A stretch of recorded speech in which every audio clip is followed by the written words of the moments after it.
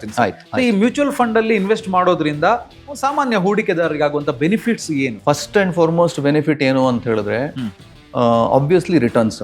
Okay, ನಿಮಗೆ ಈ ಒಂದು ಜನರೇಟ್ ಮಾಡಿರೋ ರಿಟರ್ನ್ಸ್ ಏನಿದೆ, ನಂಗೆ ಗೊತ್ತಿರೋ ಹಂಗೆ ನೀವು ಡೈರೆಕ್ಟ್ ಸ್ಟಾಕ್ ಮಾರ್ಕೆಟ್ ಹೋದ್ರೂ ನಿಮ್ಮ ಸ್ಟಾಕ್ ಸೆಲೆಕ್ಷನ್ ಎಲ್ಲಾದರೂ ರಾಂಗ್ ಆದರೆ ನಿಮ್ಮ ಪೋರ್ಟ್ಫೋಲಿಯೋ ಅಷ್ಟು ರಿಟರ್ನ್ ಕೊಡ್ಲಿಕ್ಕಿಲ್ಲ. ಓಕೆ, ಯಾಕಂದ್ರೆ ಫಂಡ್ ಮ್ಯಾನೇಜರ್ಸು ಅವರ 24/7 ಅವ್ರ ಕೆಲಸನೇ ಇದಿರುತ್ತೆ. ಯಾವ ಸ್ಟಾಕಲ್ಲಿ ಅವ್ರು ಹೂಡಿಕೆ ಮಾಡಿದ್ದಾರೆ ಅದನ್ನು ಮಾನಿಟರ್ ಮಾಡ್ತಾ ಇರ್ತಾರೆ ಅವರು. ಓಕೆ, ಒಂದು.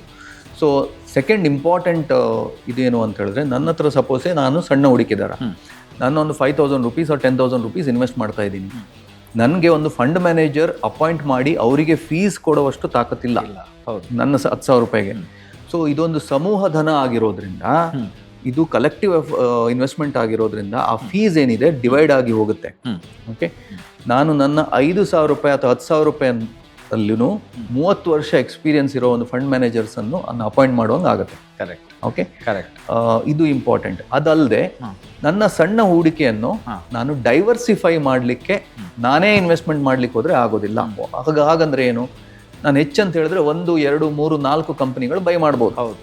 ಓಕೆ, ಆದರೆ ಈ ಮ್ಯೂಚುವಲ್ ಫಂಡ್ಗಳ ಹತ್ರ ಹೋದ್ರೆ ನಾನು ನನ್ನ 5,000 ರೂಪಾಯಿ ಇರಲಿ, 500 ರೂಪಾಯಿ ಇರಲಿ, ಈ 500 ರೂಪಾಯಿಂದ ನಾನು ಸುಮಾರು 50ರಿಂದ 60 ಬೇರೆ ಬೇರೆ ಕಂಪನಿಗಳನ್ನು ಬೈ ಮಾಡುವ ಶಕ್ಯತೆ, ಪಾಸಿಬಿಲಿಟೀಸ್ ಬರುತ್ತೆ. ಸೊ ಇದು major 3 advantage. Boss Vala, B the boss.